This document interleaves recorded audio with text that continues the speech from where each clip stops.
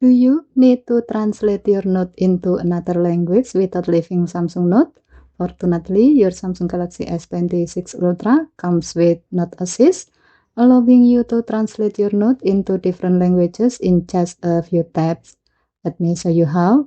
First, open Samsung Note. Then open the note you want to translate. Tap the Note Assist icon at the top of the screen. Then tap Translate. If needed, you can change the target language. For this example, let's select French. Then tap Translate to start translating your note. After the translation is complete, you will see several options at the bottom.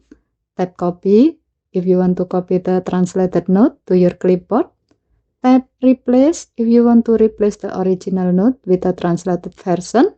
Or tap Add to if you like to keep both the original and translated note.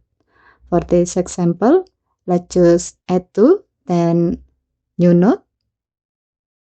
As you can see, Samsung Note will automatically create a new note containing the translated text. And that's how you translate note using Note Assist on your Samsung Galaxy S26 Ultra.